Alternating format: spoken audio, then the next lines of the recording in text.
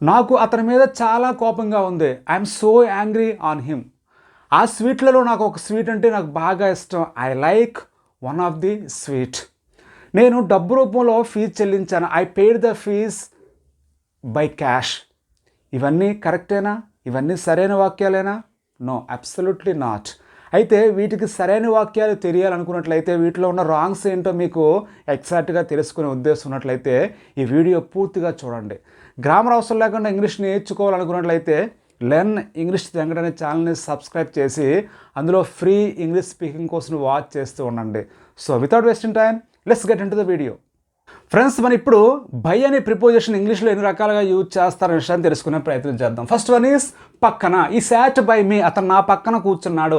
ఈ SAT by her, ఆమె పక్కన కూర్చున్నాడు. ఎలా పక్కన అని చెప్పడానికి బై వాడుతూ ఉంటాం. నెక్స్ట్ వన్ డిఫరెన్స్, అంటే ఏదైనా తేడా చెప్పేటప్పుడు కూడా మనం బై యూజ్ చేస్తూ ఉంటాం. He is taller than me by 2 inches, అంటే అతను నాకన్నా 2 అంగుళాలు పొడవు. ఎంతైతే డిఫరెన్స్ ఉందో దాని ముందు మనం ఇలా బై యూజ్ చేస్తూ ఉంటాం. నెక్స్ట్ వన్ వద్ద, దగ్గర. The phone is by window, ఆ ఫోన్ అనేది విండో దగ్గర ఉంది. ఆ విండో దగ్గర అనడానికి ఇక్కడ బై యూజ్ చేసి వచ్చింది. నెక్స్ట్ వన్ దాకా, వరకు. Prices have gone up by 3000, అంటే 3000 రూపాయల దాకా ప్రైసెస్ పెరిగాయి. ఆ దాకా అనడానికి మనం ఇక్కడ బై యూజ్ చేసి వచ్చింది. నెక్స్ట్ వన్ ఒక సమయానికల్లా. I will be here by 5, నేను 5 గంటలకల్లా ఇక్కడ ఉంటాను. 5 గంటలకల్లా అనడానికి ఇక్కడ బై యూజ్ చేసి వచ్చింది. నెక్స్ట్ వన్ ఒకరి ద్వారా. It was done by mechanic, అంటే ఆ పని మెకానిక్ ద్వారా చేయబడింది. ఆ మెకానిక్ ద్వారా అనడానికి ఇక్కడ మనం బై యూజ్ చేసి వచ్చింది. నెక్స్ట్ వన్ ప్రకారం. చూడండి, by my watch it was 4 now, అంటే నా వాచ్ ప్రకారం ఇప్పుడు 4 అయింది. ఇలా ప్రకారం అనడానికి బై వాడుతూ ఉంటాం. నెక్స్ట్ మోడ్ ఆఫ్ ట్రాన్స్పోర్ట్ చెప్పేటప్పుడు కూడా మనం బై యూజ్ చేస్తూ ఉంటాం. He came by car, he came by train, he came by bus. Next one mode of payment, అంటే ఏదైనా పేమెంట్ చేసే విధానం చెప్పేటప్పుడు కూడా మనం బై వాడుతూ ఉంటాం. It was paid by cheque, అంటే చెక్ ద్వారా పేమెంట్ చేయబడింది. అలా క్యాష్ ద్వారా అని చెప్పేటప్పుడు ఇన్ క్యాష్ యూజ్ చేయాలి తప్ప బై క్యాష్ యూజ్ చేయకూడదు. నెక్స్ట్ వన్ దాటి. చూడండి, హీ వాక్డ్ బై మీ, అతను నన్ను దాటి వెళ్ళిపోయాడు. ఆ దాటి అనడానికి ఇలా బై యూజ్ చేస్తుంటాం. అలాగే they are paid by an hour, అంటే వాళ్ళకి గంటల లెక్కన పేమెంట్ చేయడం జరిగింది. ఆ లెక్కన అనడానికి ఇలా బై యూజ్ చేయడం జరిగింది. They are improving day by day, రోజు రోజుకి అని చెప్పడానికి ఇలా డే బై డే అనే ఎక్స్ప్రెషన్ మనం ఇంగ్లీష్లో యూజ్ చేస్తూ ఉంటాం. నెక్స్ట్ వన్ కొన్నిసార్లు అంటూ ఉంటాం బై ఛాన్స్ బై మిస్టేక్ అని. బై ఛాన్స్ అంటే అనుకోకుండా. I met him by chance, అతను అనుకోకుండా అతను కలిశాను. By mistake I took his bag, అంటే పొరపాటున అతను బ్యాగ్ తీసుకున్నాను అని చెప్పి ఇలా చెప్తూ ఉంటాం. Friends, next one is with. ఒకరి వద్ద, ఒకరితో. She lives with her parents, ఆమె పేరెంట్స్ వద్ద ఉంటుంది, పేరెంట్స్తో ఉంటుంది. ఇలా వద్దతో అనడానికి ఇక్కడ విత్ యూజ్ చేయడం జరిగింది. ద కీస్ విత్ మీ, ఆ తాళం నా దగ్గర ఉంది, నా వద్ద ఉందని చెప్పి ఇలా చెప్పాం. నెక్స్ట్ వన్ కలిగి ఉండడం. He is in bed with a fever, అతను జ్వరం కలిగి ఉన్నాడు, అతను జ్వరంతో ఉన్నాడు అని చెప్పేటప్పుడు ఇలా విత్ వాడుతుంటాం. A woman with red saree is my sister, ఆ రెడ్ శారీ కలిగి ఉన్న ఆమె నా సిస్టర్ అని చెప్పి ఇలా చెప్తారు. ఇలా కలిగి ఉన్న అర్థంలో మనం విత్ వాడుతూ ఉంటాం. నెక్స్ట్ వన్ ఒకరితో, ఒకరి పట్ల. బీ కేర్ఫుల్ విత్ హిమ్, అతనితో జాగ్రత్తగా ఉండాలి, ఉండు అని చెప్పేటప్పుడు ఇలా మనం అతనితో అనడానికి ఇక్కడ విత్ మనం వాడడం జరిగింది. నెక్స్ట్ వన్ నిండి ఉండడం. The bag is filled with old clothes, ఆ బ్యాగ్ అనేది పాత బట్టలతో నిండి ఉంది, ఆ నిండి ఉందని చెప్పడానికి ఇక్కడ విత్ యూజ్ చేయడం జరిగింది. ఒక సంస్థలో పనిచేయడం అర్థంలో కూడా మనం విత్ యూజ్ చేస్తుంటాం. I'm working with ABC company, నేను ఏబీసీ అనే కంపెనీలో పనిచేస్తూ ఉన్నాను అని చెప్పేటప్పుడు ఇలా చెప్పాల్సి ఉంటుంది. నెక్స్ట్ వన్ ఒకరితో. I had an argument with him, నేను అతనితో ఆర్గ్యుమెంట్ అంటే గొడవ కలిగి ఉన్నానంటే నేను గొడవ పడ్డా అని చెప్పేటప్పుడు ఇలా మనం విత్ యూజ్ చేస్తుంటాం. నెక్స్ట్ ఏదైనా ఒక సాధనంతో, అంటే ఒక ఇన్స్ట్రుమెంట్తో మనం యూజ్ చేసేటప్పుడు, ఆ ఇన్స్ట్రుమెంట్ని యూజ్ చేసేటప్పుడు దాని ముందు విత్ యూజ్ చేసి ఉంటుంది. చూడండి, she cuts fruits with a knife, అంటే ఆమె నైఫ్తో ఆ ఫ్రూట్స్ని కట్ చేసింది. ఆ నైఫ్తో అనడానికి ఇక్కడ విత్ యూజ్ చేయడం జరిగింది.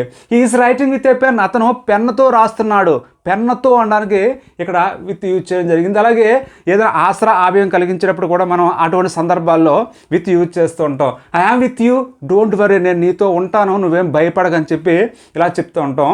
కొన్ని సందర్భాల్లో మనం ఒకరి మీద కోపంగా ఉండకు అని చెప్పేటప్పుడు ఆ ఒకరి మీద అనడానికి మనం ఆన్ యూజ్ చేస్తుంటాం కంపేర్ చేసి తెలుగుతో.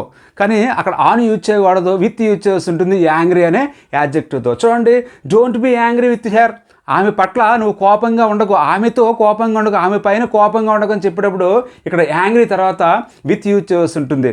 Next one, skill comes with practice. Skill అనేది అంటే నైపుణ్యం అనేది ప్రాక్టీస్తో వస్తుందంటే ప్రాక్టీస్ వల్ల వస్తుందని చెప్పేటప్పుడు ఇక్కడ వల్లతో అనే మీనింగ్స్తో మనం విత్ యూజ్ చేయడం జరిగింది. ఫ్రెండ్స్, మనం ఇప్పుడు ఓఎఫ్ ఆఫ్ అనే ప్రిపోజిషన్ యొక్క ఉపయోగాల గురించి డీటెయిల్గా తెలుసుకునే ప్రయత్నం చేద్దాం. ఈ యొక్క the name of my sister is Rani, మా సిస్టర్ యొక్క పేరు రాణి అన్న, మా సిస్టర్ యొక్క అన్నానికి ఆఫ్ యూజ్ చేస్తాం. లో I like one of the sweets, ఆ స్వీట్స్లలో ఒక స్వీట్ నాకు ఇష్టం అని చెప్పాం. ఆ స్వీట్స్లో అన్నానికి ఇక్కడ one of the sweets use చేస్తాం. ఇంగ్లీష్లో ఎప్పుడు కూడా వన్ ఆఫ్ ది ఫ్రేజ్ వచ్చిన తర్వాత ఖచ్చితంగా ప్లూరల్ రావాల్సిందే. వన్ ఆఫ్ ది స్వీట్ అనకూడదు, వన్ ఆఫ్ ది స్వీట్స్ అని చెప్పి చెప్పాల్సి ఉంటుంది. నెక్స్ట్ మీద, ఈ హ్యాస్ లవ్ ఆఫ్ మనీ, అతనికి డబ్బు మీద, డబ్బు పైన ప్రేమ, డబ్బు మీద ఆశ అని చెప్పడానికి ఆఫ్ యూజ్ చేస్తాం ఇక్కడ. నెక్స్ట్ చేత వలన, I learned it of him, నేను అతని వద్ద నుంచి, అతని దగ్గర నుంచి నేను నేర్చుకున్నాను అని చెప్పడానికి ఇక్కడ ఆఫ్ యూజ్ చేస్తాం. He did it of his need, అతని అవసరం వలన, అవసరం చేత అది చేశాడని చెప్పి ఇలా యూజ్ చేస్తాం. నెక్స్ట్ అనే, he gain the name of king, అతను రాజు అనే పేరు పొందాడు, ఆ రాజు అనే అనడానికి ఆఫ్ వాడడం. The village of Govada, Govada అనే ఊరు అనే అనడానికి ఇలా ఆఫ్ యూజ్ చేసి వచ్చింది ఇక్కడ. నెక్స్ట్ కి, he made a copy of that paper, ఆ పేపర్కు అతను కాపీ తీసాడు, జెరాక్స్ తీసాడని చెప్పి ఇలా చెప్పాం. నెక్స్ట్ వద్ద దగ్గర, she took leave of a teacher, ఆమె తన టీచర్ దగ్గర నుంచి సెలవు తీసుకుంది, దగ్గర వద్ద అన్నానికి ఇక్కడ ఆఫ్ వాడడం. హీ బాట్ దెమ్ ఆఫ్ మీ, అతనేమో వాటిని నా దగ్గర నుంచి కొన్నాడు, నా వద్ద నుంచి కొన్నాడని చెప్పి ఇలా చెప్పావు. నెక్స్ట్ తో, it is made of would, అది వుడ్తో చేయబడింది, వుడ్తో అనడానికి ఆఫ్ వాడడం. నెక్స్ట్ గురించి, ఐ హ్యావ్ హీర్డ్ ఆఫ్ హిమ్, అతని గురించి నేను విన్నాను. నెక్స్ట్ వన్ గల, I met A man of 50, అంటే 50 సంవత్సరాలు గల వ్యక్తిని నేను కలిశాను. ఇక్కడ గల అనడానికి ఇలా ఆఫ్ యూజ్ చేయడం జరిగింది. మీరు కూడా చాలా డీటెయిల్గా ఈ ప్రిపోజిషన్ గురించి తెలుసుకున్నట్లయితే చాలా ఇంగ్లీష్ ఫ్లూయెంట్గా, కన్వీనియంట్గా కూడా మాట్లాడగలరు. Thank you for watching my videos. Take care, keep learning.